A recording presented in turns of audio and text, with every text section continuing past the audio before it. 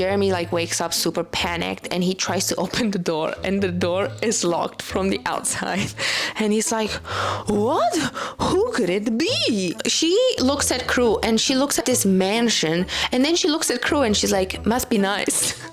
Both of his sisters die. His mom is a fucking vegetable in bed and his dad might be a psycho. And you go, must be nice. Hello everyone and welcome back to my channel and welcome to the Better Book Club, where we read books that are popular for not the greatest reasons. And I thought it was time to go back in the Hooververse with Verity. And listen, you guys know the format of the Better Book Club. I do not pick books to read for the enjoyment. I pick books because I know they're gonna be bad and I know I will judge them. But damn, I was not prepared for this one. So get ready to trauma bond because girl, I haven't even finished it, but I thought it's time to sit down and give you a little update because I was like, there's so much crazy information that I need to trauma dump right now on you guys. And if you don't know who Coleen Hoover is, she's an author that hates healthy romance and hates building healthy human relationships, and she loves building toxic characters without, I think, her knowledge. In this book, I am horrified. This should be marked as a horror book. I think this is marked as a thriller, but trust me, this will get scary. And in order to make this more interesting, because now I've read 2 of Coleen Hoover's books,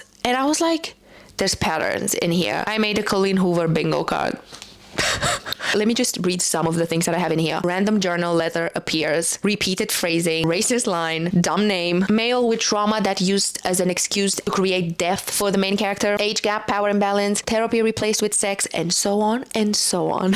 I haven't hit bingo yet. I haven't finished the book, but I hope I do. Anyways, I need to bleach my eyes and my brain after this book, and I haven't even finished it. But this feels like if it was a movie, it would have a 5% rate on Rotten Tomatoes. This feels like if it was a song, it would be released only on SoundCloud. But let's get into it. I've heard a lot of people saying that the opening of Verity is crazy, and I will give you guys that because this is the first phrase in the book.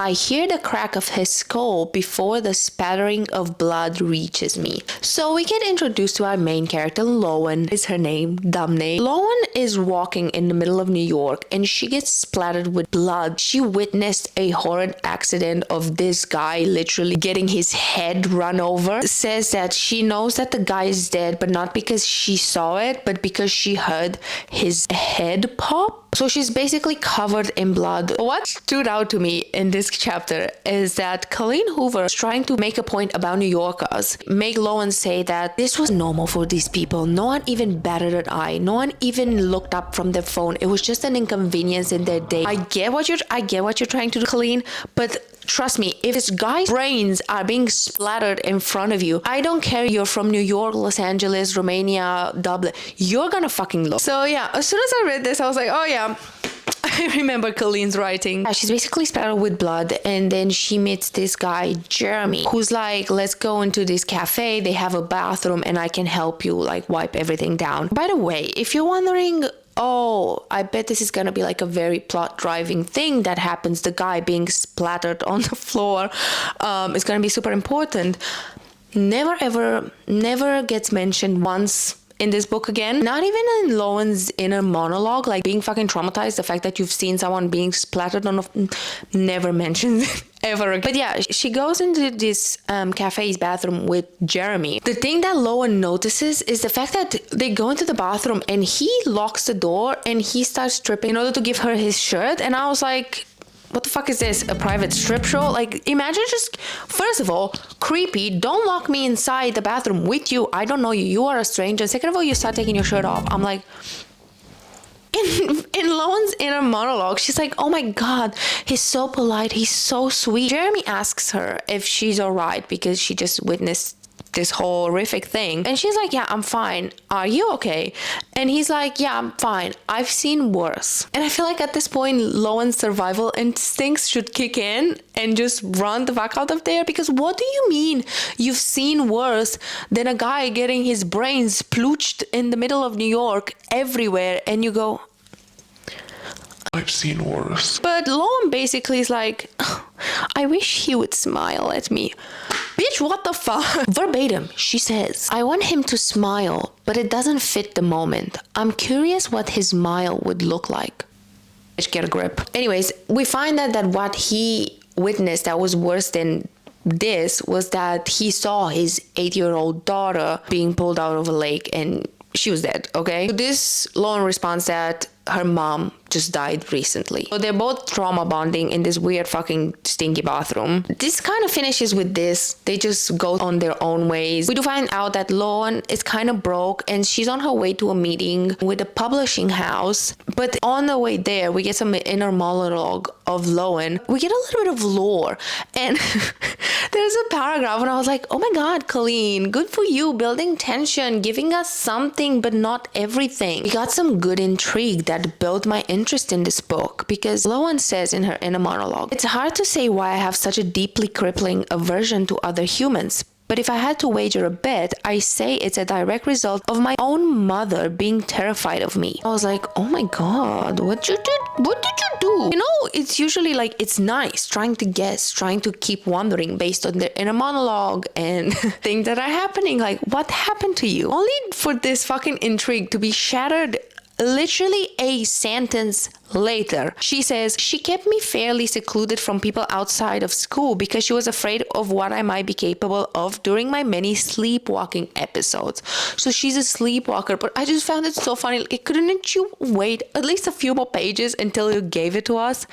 Anyways, so she's going into the office for her meeting, and as she gets into the building, she hears someone being like, Nice shirt. so it's Jeremy because he gave her the shirt. She's like, what are you doing here? And he's like, I have a meeting on this floor. And she's like, oh my God, I have a meeting on this floor as well. So they basically find out that they're going to the same meeting. So anyways, we get in this meeting and basically Jeremy is married to Verity Crawford, which is a very popular thriller author. We found out in this meeting basically that Verity had the terrible accident which makes her incapable of writing anymore. And she had this series in works with the publication house of like 9 books in total. 6 books were published and someone needs to write the remaining 3. Lowen's picked as the ghostwriter for these books. So she gets picked because apparently Verity read one of Lowen's books and she's like, she really liked your writing, so wants you to finish her series. In this meeting, we also find out that Jeremy had another daughter that also died a few months after his first daughter died. And the daughters are named Harper and Chasten. And when I heard Chasten, I was like, I'm sorry, the dumb names need to be crossed out because I was like, I gave you a pass with Lowen, but Chasten? It takes Lowen a few tries, but she accepts this because they're also gonna pay her like a shitload of money and she's basically broke. Like, she's like borderline homeless. She leaves this meeting and next chapter is a stupid kind of chapter. It's some lore on Lowen. We did find out that she used to have an ex called Amos. She kind of dumped Amos because he was into some kinky shit. Listen, I said kinky, you're probably thinking like crazy stuff, but let me read this. I had a boyfriend in my early 20s named Amos who liked being choked. Is why we broke up. I think that's what worried me the most with him. In your early 20s, vanilla sex should satisfy a person without the need to introduce fetishes so early in a relationship. And I have a few things to say about this. One, first of all, your 20s should be about experimenting, not about vanilla sex. Second of all, I don't think being choked is even considered, it's like the most vanilla shit ever. I feel like everyone has like, I'm kinky, I like being what? But basically she's like, she throws Amos under the bus. This girl is basically homeless. And apparently Amos liking being choked is worse than homelessness because she says, this is my life, sort of homeless, living out of a suitcase just 1.5 weeks after the last of my immediate family member passes away. Can it get worse? I could be married to Amos right now, so life could always be worse. You don't deserve Amos. I hope Amos found someone that loves choking him because he deserves that. By the way, this poor guy just gets mentioned once in here, and just for that, we never hear about Amos ever in this book. so far. Honestly, we're not gonna hear about Amos. I'm almost done. Jeremy's like, you need to come to our house because Verity has an office full of material, I don't know, scripting the books and stuff like that. So you need to like come and stay a day or two so you can go over it because it's a lot. So Lauren is driving to their house and she's listening to one of Verity's audiobooks. And she's like, wow, she's actually a great writer. And she realizes this series is written from the point of view of a villain. So every book is written from the point of view of a villain. Fast forward, she arrives at the house and basically it's a huge mansion. And the way I imagine this house is like the house from first Grown Ups movie, because I think it's like a lake house, and I couldn't imagine any other way. I don't know why that freaking house kept popping in my head, and I was like, that's the house now. Anyway, so she's in her car and she's like looking for stuff in the car, and like all of a sudden she's like, shit, and it's a little 5-year-old. Apparently Verity and Jeremy had a third kid and his name is Crew. Again, dumb fucking name, but anyway, he's 5-year-old and he's like, hello there. He's acting all sorts of fucking weird when she comes, because like he kind of like takes her into the house, but he shuts the door in front of her. But also right before this, she looks at Crew and she looks at his mansion, and then she looks at Crew and she's like, must be nice. Both of his sisters die. His mom is a fucking vegetable in bed, and his dad might be a psycho, and you go, must be nice. Anyway, Jeremy comes down and he gives her a tour of the house, and apparently Jeremy, Crew, and Verity all have bedroom upstairs. I don't remember, they gave a reason, like Verity had to be upstairs and the master bedroom is downstairs. Lauren gets the master bedroom, and when she goes in the master bedroom, there's one thing that she notices straight away, and it's the fact that there's like teeth marks on the headboard of the bed. I look around the room and this all feels bizarre, especially that I'll be sleeping in their bed. My eyes are pulled to the headboard, specifically to the teeth marks bitten into the top edge of the headboard in the center of the bed. I immediately tear my eyes away before Jeremy catches me looking. He probably see all over my face that I'm wondering which one of them had to bite the headboard in order to keep quiet during sex. Have I ever had sex that intense? No, because you're a fucking prude, because you said, Amos, I am not fucking gonna strangle you. You love vanilla sex. Don't even pretend that you like this. Also, what the kind of role-playing were Jeremy and Verity doing? Like, what kind of beaver building a fucking dam role-playing? Oh, baby, can you beaver me down tonight? No. Okay, maybe it is like something kinky, but your fucking teeth are gonna fall off. Why are you holding it with your teeth? She then gets taken to Verity and she kind of meets Verity, but Verity is basically in a hospital bed and she's kind of like a vegetable. Like, she has to be fed, she has to be changed, like she's just sitting there. They don't know if she's aware or not. She might be, but she can't respond to anything. She also meets Verity's nurse, name is April. We don't get fucking anything on April, not even like a hair color. April is a stickman to me because I didn't get any description of April. After this, Jeremy takes Lauren to Verity's office, and basically Lauren's like, holy fucking shit, there's like boxes and boxes and boxes of material and it's all disorganized, there's nothing on the computer. She's like, this is gonna take me way longer than I planned. She's looking through everything and Lauren finds something that doesn't really look like the books that she's writing, and she ends up with the conclusion that she thinks it's an autobiography of Verity. I was not ready for this shit. No one should be ready for this. Oh my god, you guys, the autobiography chapters were insane to read. But have I been filming? Oh my god, I thought the first chapter of this autobiography is about the first night that Verity met Jeremy. So they're basically at this very fancy party. None of them belong there. So Verity's just like, I have this like a sexy tight little dress. I'm just looking to get some free drinks tonight. I have here casual misogyny ignored. But I feel like this is Coleen's inner misogyny that gets brought up in here, because I was in a fuckable dress. The kind of dress a man can easily bypass when he wants between your legs. The mistake women make when they choose their clothes for events like the one I was at is that they don't think about them from a man's perspective. A woman wants her breasts to look good, her figure to be hugged, even if that means sacrificing comfort and wearing something impossible to remove.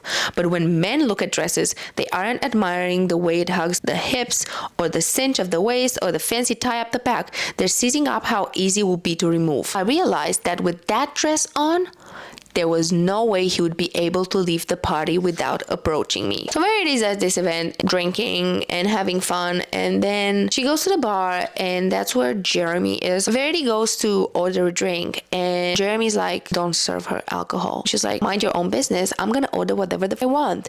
And she's like, 1 Moscow Mule, please. And he's like, serve her water. And she's like, what's wrong with you, dude? And he's like, well, I want you to be sober when I'm gonna invite you to come home with me 45 minutes later or something like that. And I was like, bleh.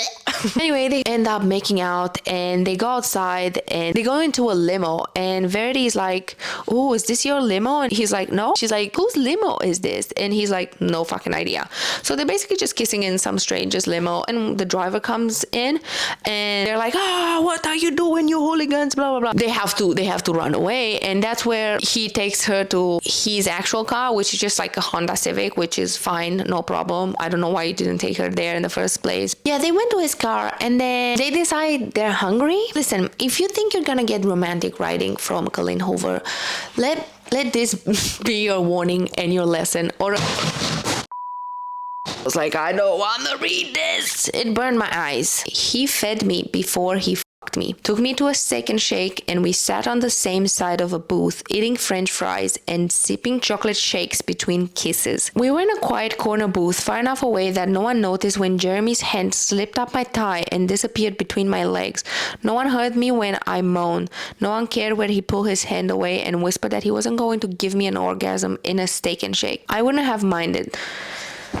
Now, you know that couple that's like they're at the beach and he put a towel over her head and it's just like you see the towel moving? I feel like this was them in the fucking Steak and Shake. Like some dude, poor dude, was trying to enjoy his fucking burger, and these horny bastards were just like, I'm sorry I gave you that image. So that's how Verity and Jeremy met. Snap back to the present. So Verity hears some creaking, and she is an nosy ass bitch, and she leaves her bedroom and she goes to the bottom of the stairs, and she's just like literally like trying to hear what the fuck the creaking is. And let me tell you why this is weird as because Lowen's first thought of like hearing a creaking from upstairs, I cover my mouth with unsteady fingers. No. I read an article about this once. A woman was injured in a car wreck and was in a coma. She lived in a nursing facility and her husband came to visit her every day. The staff became suspicious that he was having sex with her despite her being in a coma, so they set up hidden cameras. The man was arrested for rape because his wife was unable to give consent. Why? You didn't have to put this in here. Who thinks of this? That's what I'm saying. Coleen Hoover's books are fucking fucked. Fuckity fucked. So Jeremy finds her at the bottom of the stairs and he's like, creepy, huh? And she's like, oh yeah, what is that? He's like, no, it's just Verity's bed. It's like a medical bed and it switches positions so her body doesn't get sore. And then basically he's like, are you hungry? She's like, yeah. And he's like, great, we have pizza. In Lowen's inner monologue, she goes, I hate pizza. You're trying to make your character quirky. I get it. But I've never met a person in my entire life who said, I don't like pizza. I hate pizza. This chapter is another autobiography chapter, and we finally get to information about the headboard. Basically, she was writing Jeremy's face, and she was like in so much pleasure that she had to bite the headboard.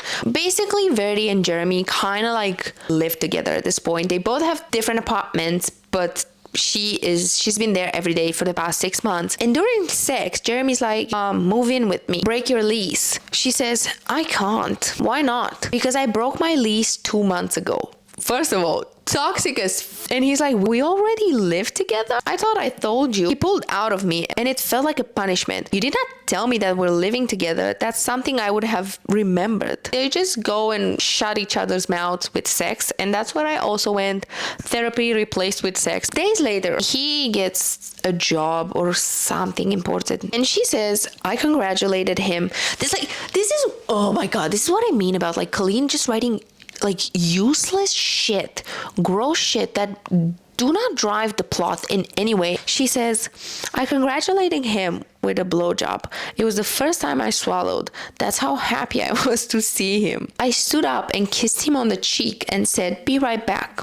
When I got to the bathroom, I locked the door, turned on the water in the sink, and then puked in the toilet. When I let him come in my mouth, I had no idea how much there would be.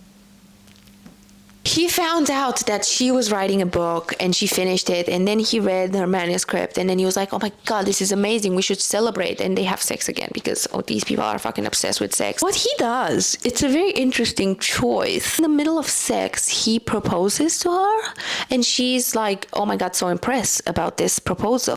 He ends up finishing inside of her with no warning. And it says, the night that we got engaged became the night that we conceived. But when Lowen finishes reading this disturbing chapter, she just goes outside and she just watches like crew play and Jeremy just cutting wood. I don't know, she's just horny. Because at this point, Lowen is already horny for Jeremy. But also, like, Verity is outside there with her nurse. And I think at some point in Lowen's head, she thinks that Verity is making intentional eye contact with her. She's like, nah, I must be crazy. So she goes inside in the office, and then she sees Cruz outside again because she's thirsty for Jeremy, and she keeps looking outside, but she's inside the house now. She sees Cruz waving his hand, and she realizes that he's waving at Verity's window. And when she looks up, she sees the drape moving, and she's like, get the fuck out of my way. So she realizes that there's a fan in the corner of the room, and it's moving and it's making the drape move. But right before April took Verity upstairs earlier, she told Lowen, hey, I gave her meds and put her in bed and turned the TV off. And where Lowen went upstairs, the TV was off. So she's like, this is weird, but maybe just April didn't realize. Press the button twice and she just didn't realize it. Yeah, then she goes back and starts reading another chapter from this journal. And this is the first chapter about Verity being pregnant. And guys, this is where it starts getting crazy and disturbing. Basically, Verity's getting pregnant. She was like obsessed with working out and keeping her body fit and just being in control of her body. And now she's like, I'm getting fat and I hate it. I work out daily, sometimes twice a day now. She's like so obsessed with her body not changing because of this pregnancy that she works out twice a day sometimes. The disturbed thing is like she's thinking of different ways for this pregnancy to not make her body change so she can stay toyed for Jeremy, to the point that she says, it was around the 3rd month, a few weeks after I found out I was pregnant, that I started to notice the difference.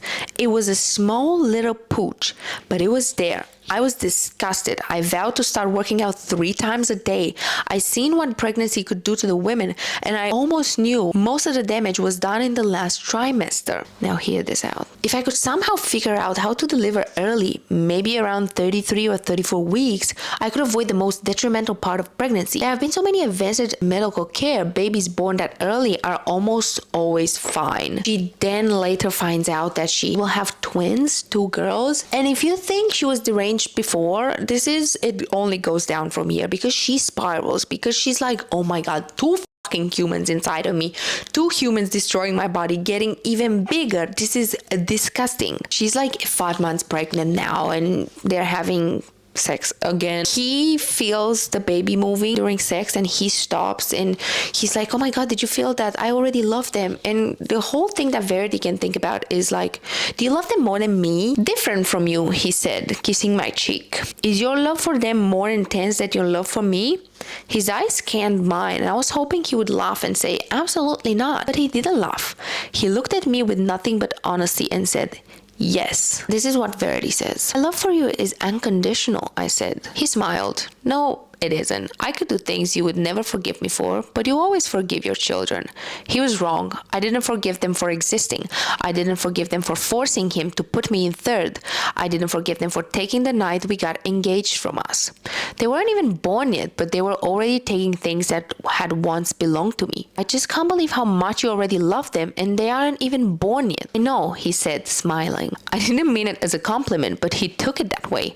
He laid his head back on my chest and touched my stomach again. I'll be a fucking mess when they're born. Is he crying? He had never cried for me, over me, about me. I have to go to the bathroom, I whispered. I didn't have to go. I just needed to get away from him and all the love he was aiming in every direction but mine. And now this is where I need to put a trigger warning. And I don't even know what the trigger warning should be about. I guess abortion, but up abortion, very graphic abortion. He fell asleep while I was in the bathroom, attempting to abort his daughters with a wire hanger. I tried for half an hour until my stomach started to cramp and blood was running down my leg. I was certain more would follow. I climbed into bed waiting for the miscarriage. My arms were shaking. My legs were numb from the squatting. My stomach hurt and I wanted to puke, but I didn't move because I wanted to be in bed with him when it happened. I wanted to wake him up, frantic, and show him the blood. I wanted him to panic, to worry, to feel bad for me, to cry for me, to cry for me. And this is where we're gonna stop tonight. I finished Verity, so let's finish this story. No, the lighting is not really as good as it was in the first part of the clip. It's because I got this new light and I'm still trying to work it out, and something about the charging cable is not working, so I can't get it to work. So I'm using a lamp as light, and please be patient. I'm trying to get my quality up there. Anyways, so I think we left with a very, very traumatizing chapter. We saw Verity try to get rid of the twins in her womb. So Loan puts the manuscript down and she's like, I need to go to the kitchen. I need a drink. So she goes into the kitchen and Jeremy comes in as well. And they start talking about Verity because Loan's now starting to distrust the fact that Verity is actually sick. Jeremy says there's no way she can recover. Her mind is now like a 4-year-old. The doctors say there's no chance of her recovering. That relaxes Loan a little bit. Crew comes running in the kitchen and starts talking to Jeremy, and that's when the coin drops for Loan. She's like, oh my god, wait a minute. Crew, if Verity was a crazy ass bitch that hated kids, she would not have had a third kid. So whatever was written there must be fake because they had Crew. Jeremy wanders off. Loan goes and looks at the family pictures that are exposed in the living room, and she sees pictures of Harper and Chasten and Crew and Jeremy and Verity, blah blah. But she does notice that one of the twins, Chasten, has a scar on her cheek, and Loan's like, oh my god, I wonder if that's from when Verity tried to give herself a self-abortion, because Jeremy said Chasten was born with it. And we also find out that Chasten had a very, very severe peanut allergy. But yeah, they're just talking to each other a little bit, and that's what Jeremy notices, that Loan has a scar on her hand, and he's like, where did that come from? And she freaks out and she's being very cryptic about it. And she ends up asking Jeremy if he could put a lock on the inside of her door. And in her inner monologue, she's like, I hope Jeremy doesn't think that I requested this because I am afraid that he will hurt me. I am afraid that I will hurt them. She kind of mentioned when she was younger, she got out of her bedroom and she hurt herself because of her sleepwalking thing. So that's why she wants the lock on her door. Next day, Panton Press, which is the publishing house that published Verity/Loan's books, puts out a press release stating that Laura Chase, which is Loan's pen name, will be writing the final 3 books in this series. And everyone on the internet is like, who the fuck is Laura Chase? Who's Laura Chase? We hate Laura Chase. She can never be as good as Verity. So Loan's self-esteem is super, super low. And Jeremy comes in and he's like, do you need something from the store? I'm going to Target. In her head, she's like, oh my god, I need tampons. So I should go with him because I can't ask him to get me tampons. Next scene is, I think, one of the cringiest things I've ever had to read in a book. So they run into these 2 ladies in Target. They're supposed to be Verity's friends, and they are talking to Jeremy a little bit. They're asking about Verity, and then they look at Loan and they're like, and you are? This is Laura Chase. Laura, this is Patricia and Caroline. They act very bitter towards Loan, but honestly, these ladies just act like normal, worried friends because you see your best friend's husband in Target with a new chick while your best friend is on a deathbed. You're gonna be asking questions. But then Jeremy says, give my best to Sherman. Patricia makes a face. My husband's name is William. Jeremy nods once. Oh, that's right. I get them confused. They leave from this conversation and Loan's like, who's Sherman? And Jeremy says, the guy she fucks behind her husband's back. And this is Loan's response. I look at him, shocked. He's smiling. Holy shit, I say, laughing. When we get to the register, I can't stop smiling. I don't know if I ever seen that kind of epic burn in person. Epic burn. Epic burn. What's next? Are we about to break down into Harlem Shake in this Target? Like, I get this was written some time ago, but it wasn't that long ago. It was like 2019, I think. But the next day, Lowen's in Verity's office and she's just doing some work. And she hears a scream, and it is Crew, and it sounds like it's coming from Verity's room. So she runs upstairs. She gets in Verity's bedroom and sees Crew holding his chin and basically just like blood just dripping down his chin. And Lowen just rushes to him and she's like, let me see. And Crew says, Mommy says I'm not allowed to play with her knife. we have to wait for my cat to finish poopy. Yeah, right now I would have freaking packed my bags and said, hell no, this is not worth it. Every one of you is crazy and weird. I would rather just go back to Amos and choke him. By the way, like this video right now if you want justice for Amos. But at that point, Lowen's like, Crew, does mommy talk to you? That's where Jeremy comes in and he says, what happened? And Lowen says, I don't know, I think he must have playing with this knife and cut himself. Jeremy asks Crew, what were you doing with a knife? Crew shakes his head, sniffling as he tries to stop crying. I didn't have a knife, I just fell off the bed. Yeah, they leave the room and Jeremy is just trying to take care of Crew's wound. So Jeremy says, go check in the room if there's a knife there. And so Lowen goes upstairs and she's trying to look on the floor for that knife because she remembers seeing it. As she's like looking on the floor, there's nothing on the floor, there's no knife. So as she sits up, she's like holding the bed as she sits up and she sees that Verity's looking at her, locking eyes. So at that point, Lowen just runs to Jeremy and Jeremy's like, did you find the knife? Lowen's like, there was no knife. Jeremy's like, but you saw one, right? And Lowen's like, I thought I did. My question at this point is like, hello, Jeremy. This woman is new in your house. I think at this point, Lowen has been in the house 4 or 5 days. And all of a sudden, your kids get hurt. And the only one that's next to him is Lowen, and she says, oh, he must have been playing with a knife or something, and there was no, like, aren't you gonna like ask questions about the stranger in your house? Next, we get an autobiography chapter again. Verity in the hospital after she just gave birth, and she's just like disgusted with these twins still, and she doesn't like, the nurse comes in and she's like, they're hungry, do you want to breastfeed them? And Verity's like, oh no. Verity wants to please Jeremy, so she's like, okay, I'll breastfeed them. Next day, Lowen found like a box of family photos and Jeremy kind of walks in on her and he kind of just accepts this. Stranger is snooping in your house, I feel like you should ask more questions, but he just goes with it. Now she's starting noticing something different about one of the twins, about Harper, and the fact that she never smiles in any pictures. So she asks Jeremy, have you noticed this? And Jeremy basically tells Lowen that Harper has been diagnosed with Asperger's syndrome. And I took a step back and I was like, what?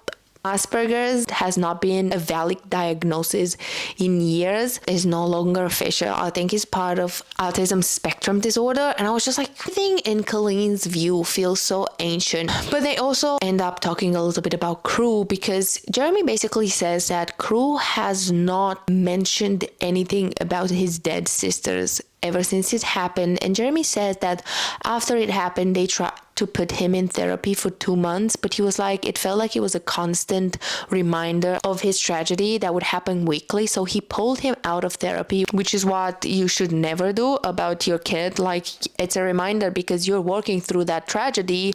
Anyways, throughout all this like trauma bonding and sharing and stuff, Lowen and Jeremy kind of end up almost kissing that night. Lowen just ends up going back to her bedroom. She keeps being freaked out at night because she swears she hears people walking upstairs and around outside her bedroom, and she's just freaked out about this, but she's just trying to calm herself down. And at that point, again, I was like, why not leave?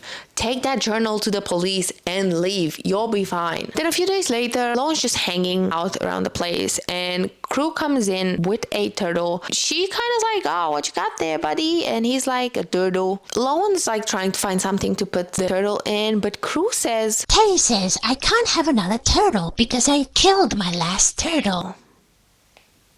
Bro, just get out of there. You're about to become the main character of a Netflix true crime docuseries. But nothing much comes out of that. And in the next chapter, again, nothing much happens. I think Lowen just goes to dinner with Jeremy and Crew in town. And it's just like a very cringe dinner. Nothing interesting happens. The next chapter is again another Verity chapter, and I found this one super disturbing because they're having the babies and Jeremy's back to work because he got like a few weeks off, but now he's back to work. And Verity is loving this because what she does is she wakes up with Jeremy and tries and takes care of the twins.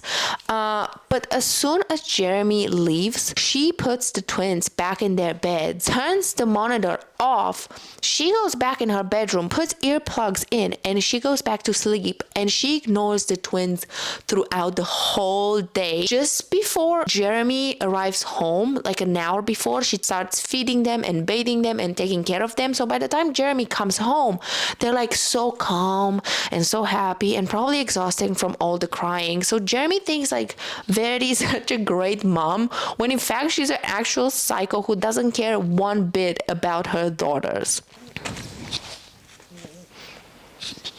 In the next chapter, not much happens. Only two important things happen. Jeremy and Lowen go into the basement because I think Jeremy wants to get like one of the aquariums from the basement because he ended up letting crew keep the turtle. And that's when Lowen sees the baby monitors in some boxes and she kind of cringes inside because she's like, oh my God, these are the same monitors that Verity would stop. And the next thing is Lowen just takes her pillow and straddles it and just stares at those bite marks, and she kind of gets herself in the mood just looking at those bite marks, and she's just like all hot for Jeremy. And I was just like, this is so freaking weird. At this point, we've been told multiple times, verbatim, Verity used to write from the point of a villain. Verity used to write from the point of a villain. This series is from the point of a villain. And I'm just like, how is this not going through Lowen's mind? Like, how are you not like, oh, maybe this is just like an exercise that Verity did to be like a villain or something. Next chapter, chapter 13, is like when something crazy happens because Lowen wakes up and she's like, smells different, feels different. She basically woke up in Verity's bed next to Verity, and she's like freaking out because, oh my God, I've sleepwalked. She gets like super freaked out, and I believe Jeremy hears this because he comes in and he's like, oh my God, what's wrong? Lowen just runs up to her bedroom and Jeremy follows her and he's like, what is wrong? What's going on? So she ends up basically like trauma dumping on him, and finally she tells him everything that happened when she was like sleepwalking when she was younger and stuff. She had locks on her door and she still kind of managed to walk out of her bedroom, woke up outside her house with her hand bleeding and in pain, and she was like, what happened? Her and her mom just went back because they have cameras throughout the house because of her sleepwalking episodes, and they saw her just like that. She walked out of her bedroom and she went outside and sat on a banister for like hours just staring into the distance, and then she kind of like jumped and fell on her arm. And this is her big traumatic event, which, don't get me wrong, it's not like it's not a serious one. It's just like I feel the build-up was way bigger than what it ends up. But why Lowen is supposed to have like trauma and she's like super upset about this incident is because her mom basically got super spooked after that and she started being scared of Lowen. And I feel like it's a little bit stretched because Lowen didn't even do anything aggressive or didn't attack herself.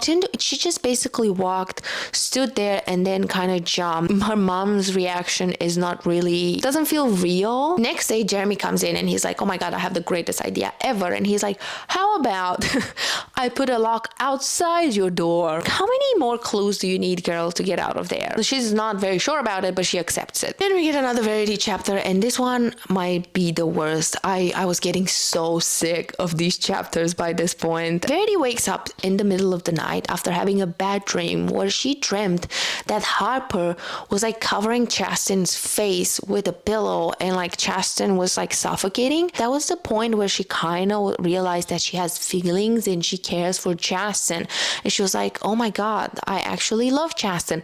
But this is just regarding Chasten. She doesn't feel the same way about Harper. And in the middle of the night, she starts giving Jeremy a bee job. By the way, the amount of bee jobs that she gives and are mentioned in this book is way too many. Like, 1 or 2 tops is fine. This is way over that. And I was just like, oh my God, Coleen, you love writing about these. But anyway, she's doing that and they start hearing the baby crying on the monitor. And Verity's like, no, please, let me just take care of you and finish. I'll promise care of them once you finish. She kind of gives in and they start crying again. And Verity just stops the monitor and she says, I'll go after he finishes. And she goes into the bedroom of the girls. When she opens the door, she sees that Harper was the one crying, and she's like very disappointed about this because she doesn't really care about Harper.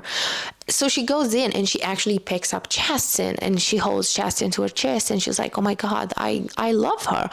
But soon this turns bitter and she's like, what if the dream that I had was not just a dream and it's gonna be like a premonition? What if Harper is gonna do something to Chasten? I need to do something before it's too late. So she's thinking how to basically murder Harper and try to make it seem like an accident. So she's just like, I'm gonna shove my fingers down her throat and make it look like she asphyxiated from her own vomit. So she's basically putting her fingers in Harper's throat to the point that she's crying and then she can't even cry anymore and she goes stiff and silent. Verity's like so happy, and that's where Jeremy comes in. Verity quickly takes her fingers out from Harper's mouth and picks her up and puts her to her chest, and he's like, is she okay? Verity's like, yeah, but like because she just took those fingers out of her mouth, Harper just pukes on her and then she starts wailing and crying so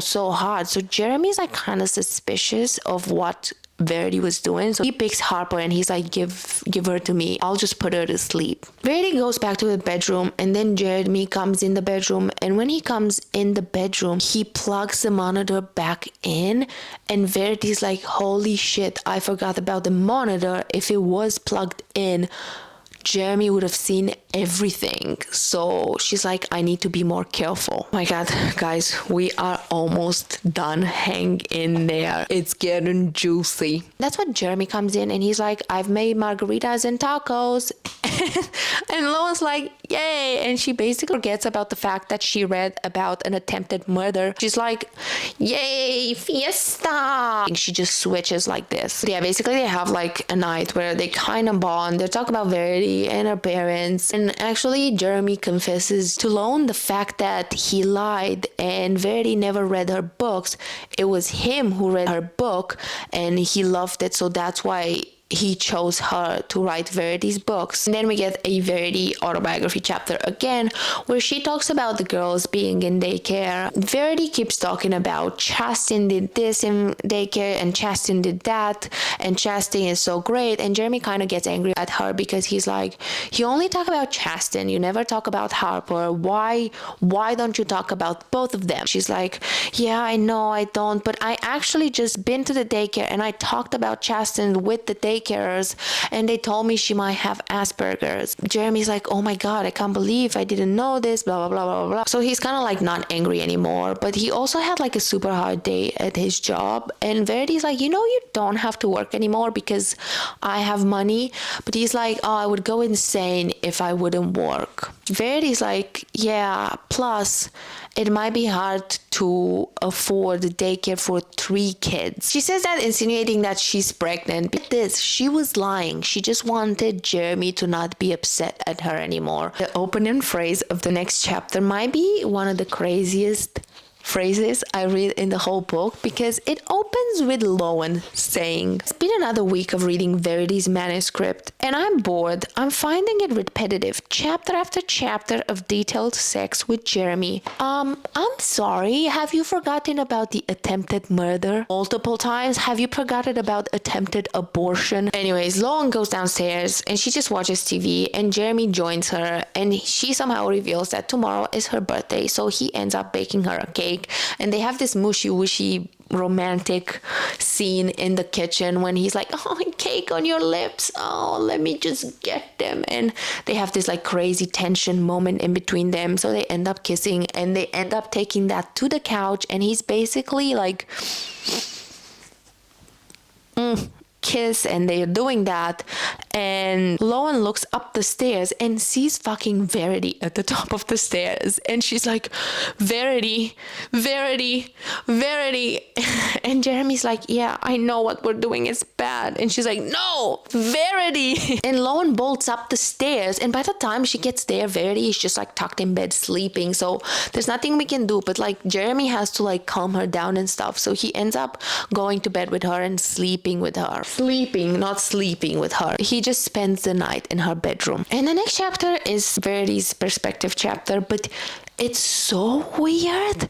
It's the chapter where we find out how Chasten died. It's a chapter about death, and Coleen tried to make it camp. She tried to make death campy. I was standing at the sink washing chicken. A fucking raw chicken. I could have been doing anything else, watering the lawn, writing, knitting, anything else, but I will forever think of that fucking disgusting raw chicken when I think about the moment we were told we lost Chasten. The phone rang. I was washing the chicken. Jeremy answered it. I was washing the chicken. He raised his voice. Still washing the fucking chicken. He was in the hallway, gripping the door frame like he was going to fall to his knees if he didn't. I was still washing the chicken. Tears were streaming down his cheek. My knees were weak. My stomach began to lurch. I vomited on the chicken. I will never look at chicken the same way, I'll say this. But Verity describes that she was devastated by the event because it's Chasten as the one that she cares about. So Chasten was basically at a sleepover, and they did told the mom and everyone there that Chasten has a very, very bad allergy to peanuts. So they're like, we don't know how this could have happened. So basically, the mom put all the peanut snacks away from the girls. But in the middle of the night, the girls came downstairs for snacks, and they started looking through the cupboards, and they had something that had peanuts in it, and they all went to sleep, and then Chasten never woke up. So Verity and Jeremy are just driving to the hospital, and in her mind, Verity is already fucking plotting how to get rid of Harper, because she's like, this was Harper, I know it. We told the mom Chasten is very allergic to peanuts. It must have been Harper who like poisoned my daughter. Next, we get a chapter where Lowen's just like hanging around the house and Verity's watching TV. So Lowen's like, let me test this bitch's reflexes. So she throws a bowl next to Verity, and Verity doesn't even flinch. Nothing happens. So Lowen goes into the kitchen because she wants to cook dinner for Jeremy. Verity was watching TV, and all of a sudden the TV goes mute. So Lowen goes into the living room, and she's like, she gets off at Verity. She yells at her. She's like, I know you're faking it. I know you're a liar. And Verity doesn't even flinch, but she, you know what she does? She just starts peeing herself. And I'm just like, she committed to the bit. I love the method acting. When she noticed what Verity was doing, she says, I hope you die with a throat full of your own vomit the same way you attempted to kill your infant daughter. Jeremy is going to fuck me in your bed tonight. And then Jeremy comes down and he's like, what happened? And Lowen's like, I think she needs to be changed. And after this, they have dinner, and oh my god, she's so asleep. Hi, mommy.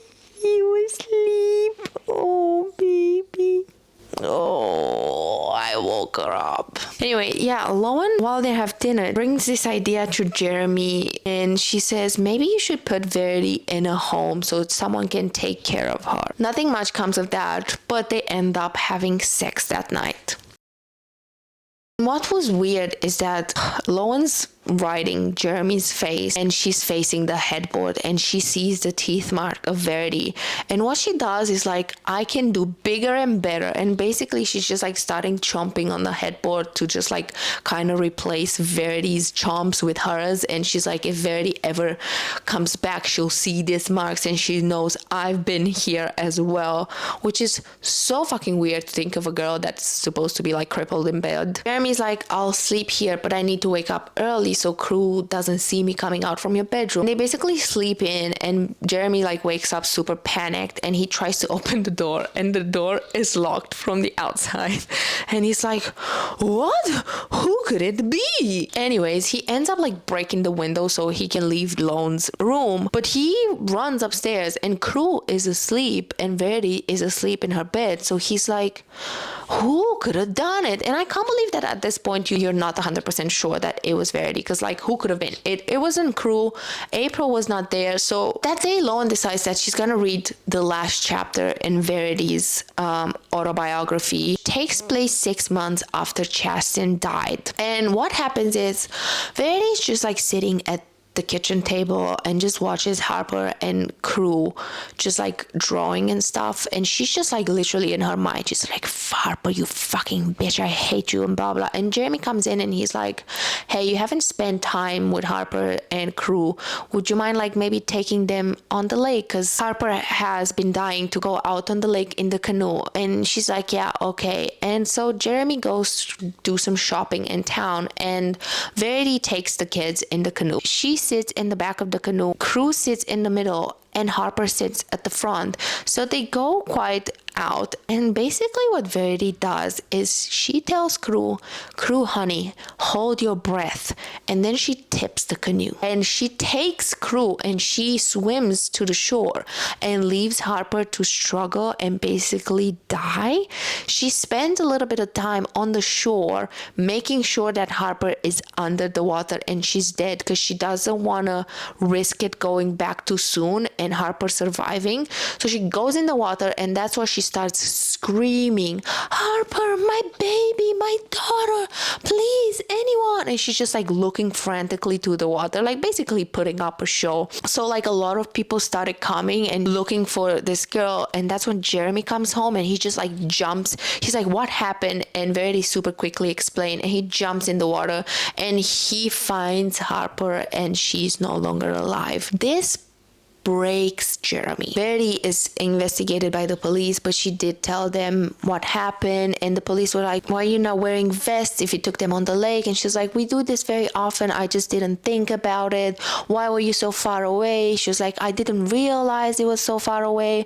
Why didn't you help her? And she was like, I was helping Crew. So it was like very, very believable. Chapter kind of ends with Verity just keep trying and say, I try to save her, I try to save her, Jeremy. And Lauren throws up. She's like, I can't believe what I just read. I don't even know what to do.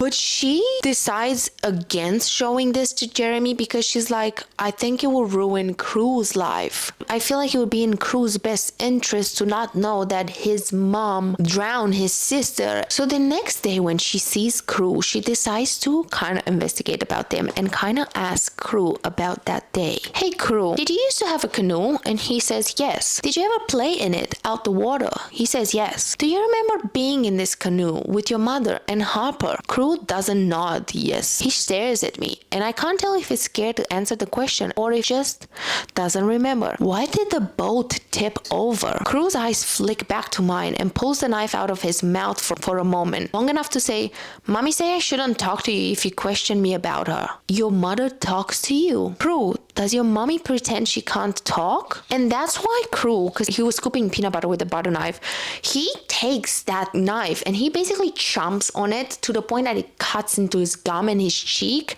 So basically Jeremy comes running in and he's like, oh my god, he needs stitches, I'm gonna take him to the hospital. And he says, you need to stay here because I can't leave Verity alone. Again, why there wasn't a nurse there that day, I don't know. So I was like, oh my god, they're gonna be alone in the house, it's gonna be a crazy showdown. But nothing really happens. What Loan does, she goes to the basement and because like she's super freaked out about Jeremy. So Loan goes to the basement and she takes those baby monitors that she saw when she went there with Jeremy and basically puts one in Verity's bedroom and takes one in her study and just waits and stares at it for hours and hours and hours and nothing really happens. And then we get the final Verity chapter where again she's talking about like the police reports and stuff like that, kind of Jeremy grilling her about Harper's death. Tonight I told Jeremy I wanted him to hold me, so he put Crew on the other side of him and Jeremy laid in the middle. I clung to him for half an hour hoping we can fall asleep that way, but he wouldn't stop with the fucking questions. Why did you take them in the canoe? They wanted to go, I said. Why weren't they in their life jackets? I thought we were close to the shore. What was the last thing she said? I can't remember. Was she still above water when you made it to the shore with Crew? No, I don't think so. Did you know the canoe was about to tip over? No, it all happened so fast. Finally, after several minutes of silence, he says, it just doesn't make sense.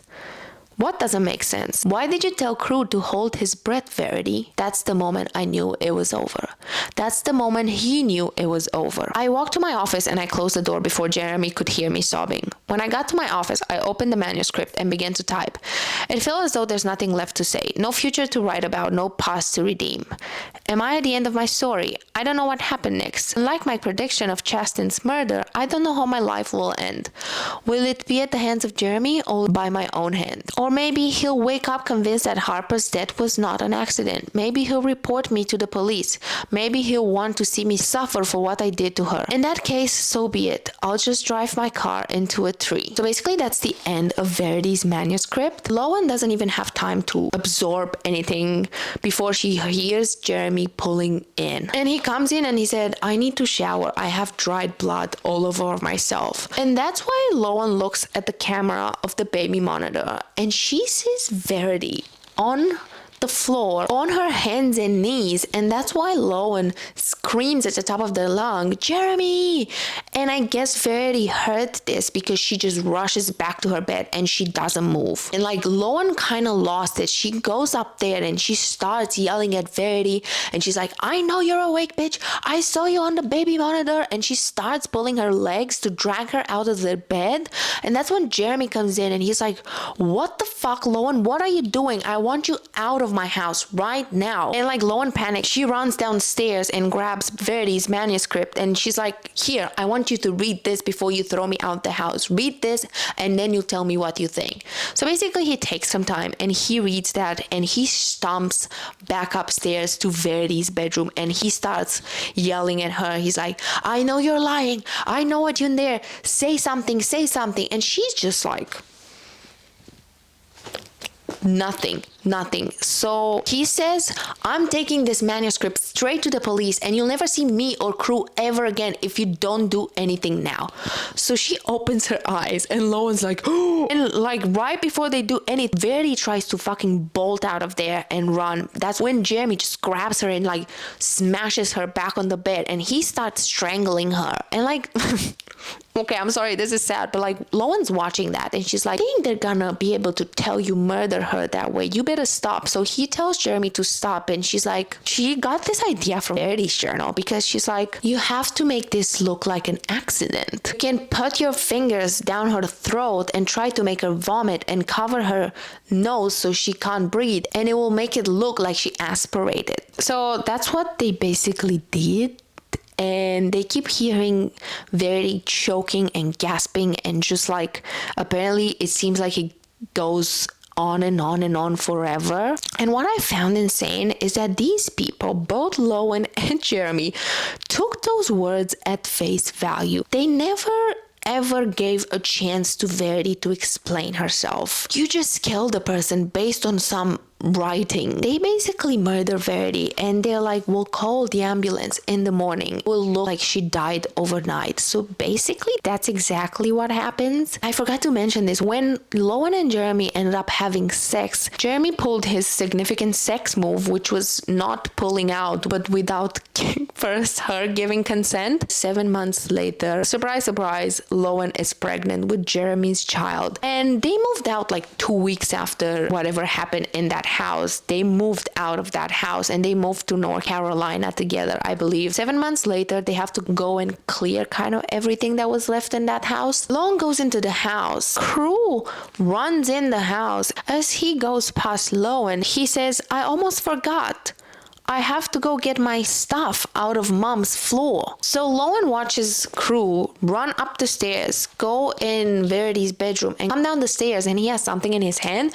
So Lowen's like, what are those? And he says, picture I drew for my mom. He shoves them in my hand. I forgot she used to keep them in the floor. And then she remembered when she saw Verity on the nanny cam, because she was like on her hands and knees and trying to get in the floor, and she was like, oh my god, there's a hole in the floor. And she was like, it wouldn't hurt to look there. And she goes and looks in the floor and there's a whole letter, and that letter is the epilogue. Basically that letter was a letter from Verity to Jeremy, basically saying, I'm gonna read a few things from here so you understand. After years of being the perfect wife to you, I've never expected this career that I love and devote most of my time to would ultimately be what ended us. So basically she says that their life kind of changed the moment Chasten died, and then they were at a meeting with her editor and Jeremy was there and he was checked out as always because apparently Jeremy was not that great, and she's just having a meeting with her editor and she's like, Verity was kind of having like writer's blockage, and the editor said she should try this exercise she learned in school called antagonistic journaling. She said antagonistic journaling was the best way to improve my craft. She said I needed to get into the mind of an evil character by writing journal entries from my own life, things that really happened, but make my inner dialogue in the journal entry to be opposite from what I was actually thinking at the time. After Harper died, she went and wrote again in the journal and she was like, I wish I didn't make this mistake, but it was my way of coping with our daughter's death, and I just needed to pour my heart out on paper. What I never thought it would happen is that you would find this manuscript and you would believe it. So she says, I know this letter is hard for you to read, but it can't be any harder than the manuscript was to read the night you found it. And if you're ever going to come to a place of forgiveness, you need to keep reading so you'll know the absolute truth about that night, not the version you discovered days after Harper died. When I took Harper and crew out on the lake that day, I was trying to be good for them. That morning you mentioned how I didn't play with them anymore, and you were right. It was so hard because I missed Chasten so much, but I also had these two beautiful children who still needed me. And Harper really did want to go to the water that day. It's why she ran upstairs crying, because I had told her no.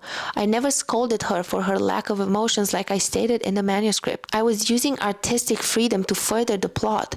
It's an insult that you believe I would speak to one of the children that way. It's an insult that you believe any of the manuscript or that I was capable of harming them. Harper's death was an accident. Her death was an accident, Jeremy. They wanted to go in the canoe and it was a beautiful day. And yes, I should have put life vests on them. I realized that. But how many times had we gone in that boat without them? The water wasn't that deep. I had no idea the fishing net was beneath the surface. If it weren't for that fucking fishing net, I would have found her and helped her to the shore, and we would all have laughed about the day that the boat tipped over. And yes, I did tell Crew to hold his breath. I told him to hold his breath as the canoe was tipping over. I was trying to help him. I thought Harper would be fine because we've played in that lake many times before. So my focus was on Crew after we fell into the water. I grabbed him and he was panicking, so I tried to make it back to the dock as fast as I could before he caused us both to drown. Not even 30 seconds had passed before I realized Harper wasn't right behind us. To this day, I blame myself. I was her mother, her protector, and I assumed she'd be fine. So I focused on Crew for 30 seconds too long. I immediately tried to swim back and find her, but the canoe has shifted further out because of the commotion of the water. I couldn't even find where she'd gone under, and Crew was still fighting me, panicking. I knew if I didn't get him to the shore in that exact moment, all three of us would have drowned. I wrote all about Chasten's death. I wrote all about Harper's. I even went back to the beginning of the manuscript and added foreshadowing so the entire thing would match our new grim reality. And in a way, it did help ease a small fraction of my guilt and pain, being able to blame this fictional version of myself rather than accept the blame in real life. I can't explain the mind of a writer to you, Jeremy, especially the mind of a writer who has been through more devastation than most writers combined. We're able to separate our reality from fiction in such a way that it feels like as if we live in both worlds, but never both worlds at once. A real world has grown so dark that I didn't want to live in it that night. It's why I escaped from it and spent the night writing about a world darker than the one I was living in. Every time I worked on that autobiography, I found relief in closing the laptop. I found relief in walking out of my office and being able to close the door on the evil I created. I printed it out and stuffed it away in a box, thinking one day in the future I'd get back to it. Maybe add an epilogue. Maybe I would burn it. Whatever the plan was, I was not expecting you to somehow read it. I was not expecting you to believe it. I passed out. I tried so hard to say, just let me explain, but I couldn't breathe. I'm not sure what the sequence of events was after that. I woke up in the passenger seat of my Range Rover and you were behind the wheel. There was tape on my mouth and my hands and feet were bound together. Again, I just wanted to explain that what you read wasn't true, but I couldn't talk. I looked down and I realized I didn't have on a seatbelt, and in that moment, I knew what you were doing. The plan didn't quite work out though. I'm not sure I'm relieved that it failed. It would have almost been easier if I had died in that wreck because pretending to be injured has been difficult. I'm sure you're wondering why I've been deceiving you for so long. For 3 days, I pretended to still be in a coma when anyone would enter my room. Doctor, nurses, you, crew. But I was careless one day and you caught me with my eyes open as you walked into the hospital room. You stared at me. I stared back. I saw your fist clench, as if you were pissed that I had woken up, as if you wanted to walk over and wrap your fingers around my throat again. So I pretended for weeks because I felt it was my only means of survival. I was going to fake the extent of my brain injuries until I could figure out how to fix the situation I was in. When I overheard your conversation with Pant and Press about the brilliant idea of continuing the series with the new author, I knew that was my way out. When you hired an overnight nurse and left for your meeting with them in Manhattan, I snuck out of my office and opened a new check-in account online. Within days of that meeting, the new co-author was moving into the house to start on the series, which means it would only be a matter of time before the money for the remaining 3 books will finally be in the account and I'll be able to transfer the funds to my new account and get crew out of there. All I had to do is bid my time, but the new co-author has been making it difficult. She somehow got her hands on the printed manuscript I've been searching for. I'm sure you thought by deleting the file you were ridding the house of it, but you wouldn't. Now it's 2 against 1. I didn't even care about destroying the manuscript at this point. I only care about getting out of here. I admit, it's my fault she's growing suspicious. I know it freaks her out when she catches me looking at her, but you can't blame me. This woman has entered your life, it's taken over my career, is falling in love with you. And from what I can tell, you're falling in love with her too. I heard you fucking her in our own bedroom a couple of hours ago. As much as I'm hurting, I'm equally as angry. However, you're so occupied with her right now, I feel it's the safest time to write this letter. I locked the door to the master bedroom so I'll be able to hear you trying to get out. It will provide me with enough time to hide this letter and get back in the place before you can make it upstairs. When crew and I finally get out of here, I'll call you someday and I'll tell you where to find this letter. After you read it, I hope you'll find it and you'll forgive me. I'll hope you'll find it in you to forgive yourself. I don't blame you for what you've done to me. You were a wonderful husband until you couldn't be. And you were the best father in the world. Hands down. I love you. Even still, Verity. First of all, I told you so. I told you she was writing from the point of a villain or something like that. Yeah, basically this is the ending. Jeremy not only murdered Verity, but also tried to murder her 2 times before that. But basically what Lone does with this information, she basically just rips the letter apart and burns it and never tells Jeremy about it, which is insane because you're actually pregnant with a murderer and you're okay with living with a murderer. But this was Verity, you guys. This was a roller coaster, but let me tell you, I have so much fun when I film these for you. Please let me know if you enjoy them as much as I do, and let's see if we keep the Bitter Book Club series alive. If you enjoyed this video, make sure to like it and subscribe to my channel, and I'll see you guys into the next one. Bye. P.S. Make sure to let me know in the comments what other unhinged book should I read.